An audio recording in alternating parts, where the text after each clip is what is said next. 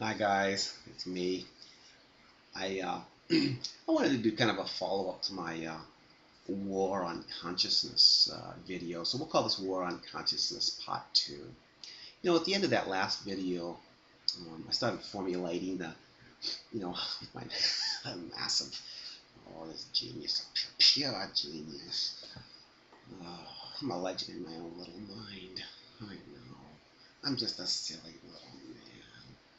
But I just wanted to share with you guys some more, and I really appreciate all your guys' love. I can feel it across the eons of miles and through the galaxies and everything, man. I can feel all that love coming, and it just inspires me to reach out and share with you some more all around the world. Let's not limit anything to. Let's just go out for the whole world. Kind of like my head, it's like a big little world. Okay, but anyway, back to the war on consciousness. At the last part of the last video, I started kind of using an analogy where, perception, our consciousness, is kind of like a camera, where you put different filters on. And I just wanted to say that along those same lines, it's great that we have a camera that we can, our perception, that we can look out with. That's one of our tools, perception, and consciousness, and so it's great that we can put different filters on. We can put a filter on, and when you're using a camera, of course, when you put a filter on it, it brings out other aspects of the picture that you normally wouldn't see. So that's the tool. That's the beauty of a filter. It brings out colors that you might not see otherwise. Or it may create a shade and give it a whole different perspective of the picture. And that's why I used it as an analogy in the last video. And I think it makes a good point, and that's what knowledge, I think, is. It's a filter, but you have to understand it as a filter. In other words, don't get caught up in intellect and knowledge and data and information.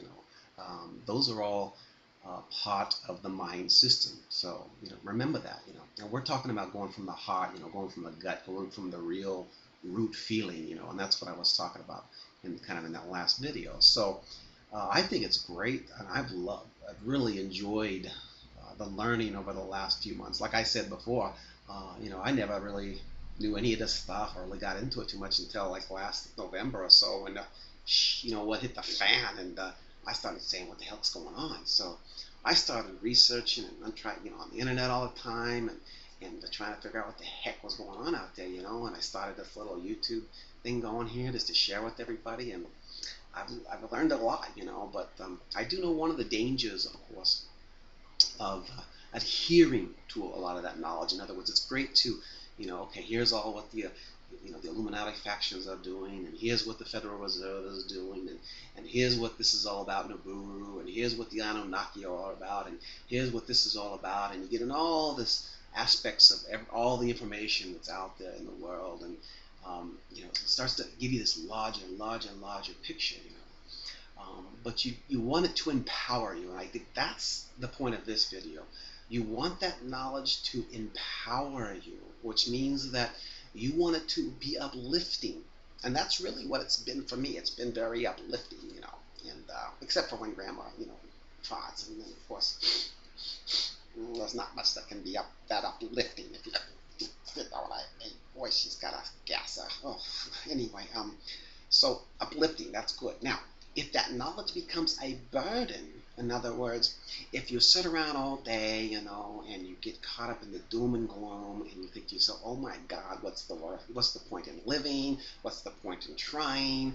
It's all going to go to hell in a handcart. I can see the writing on the wall, blah, blah, blah, blah. See, that's not what we want, those of us that are like-minded in this movement. That's not what this is about. And see, that's what the media is trying to, of course, latch onto with their whole, pessimism porn thing they've got going, and other things, trying to say that us, conspiracy theorists and New World Order, against the New World Order and all that stuff. That's what they're trying to go after. They're trying to make us look like lunatics that are just, sitting around the house all day on the computer. They got nothing better to do.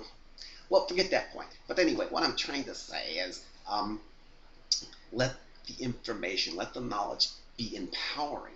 And that's what we're looking for. And that's what I'm trying to say is that in this war on consciousness, we must expand our awareness greater and greater at all times. And the way to do that is to increase information coming in to this massive cranialization here, you know. And as you do that, it empowers you more and more. And that's what it's really done for me, little Bobby B. I'm not the same person I used to be. I used to be very shy. I would stay indoors all the time, always just be on the computer. Okay, that's not really Jake. But what I'm saying is I used to be a totally different little Bobby B. So now, though, it's just exciting because me and Grandma go out, Mom and I go out on the town. We get some root beers, go down to Chuck E. Cheese on Friday night, and we still live. We enjoy our life, and now I feel like I'm empowered because I'm taking all these precautions. I'm putting gold and silver aside for the future. We're stockpiling food. We're going to Costco and Sam's Club. We're in our little car. We're driving around with our little forklift. Having a good time, and we're getting ready. But we're having a good time with it. We're letting it empower us, and that's the key. So don't even go there with that doom and gloom stuff. Where it feels like it's a big burden. But I've been there. I have my little dark night of soul, and I shared that with you before, and it can be like that. It can be, but what it's supposed to be, this awakening is supposed to be, is empowering us to be ourselves, be an individual, make our own decisions, make our own reasoning processes, and that's what's happening now with the tea parties. People are getting out, and the movement has begun. This is going to be an ongoing process. It's always going to take a little while, but it's going to be fun. It's going to be fantastic. So. Yeah, because I'm actually, I'm a political atheist, and I think that's what, I don't think, whatever you want to do, but I think Americans should become political atheists, because politics, the left-right paradigm, theater, you know how I feel about that, so all theater. So we need to become political atheists. Let's forget about politics. Let's come out as human beings first, then come out second as people of the United States, okay, and then thirdly, let's come out as people of the world, okay? And let this knowledge empower us and raise our consciousness together. That's what we're looking for, people. So the heck with them, news media and those guys and their crap, I just ignore them all the time. But okay, so that's what I'm saying. Let this knowledge empower you. So, it's great. I had my camera, and I put all these exotic filters on, and I was seeing into the depths of the Anunnaki world and the different races that are possibly involved in genetically manipulating man from the birth in our beginning thousands and thousands of years ago. I put on this filter and I could see into the Federal Reserve, and it's basically a sham, a scam. It's just a bunch of banker elites that are ruling the world. And I put on this filter where I could see politics and the fake left-right paradigm. Wow, what a joke, And I put on this filter and I could see the little secret groups, the Bilderbergs, and all these different little groups, IMF and the Council of Foreign Relations. I could see all those little guys. And I learned so much, and I've got such a greater perspective now. But now I take all those filters off. And here's what I see. I see you, a beautiful soul. I see myself. Let's come out of this together.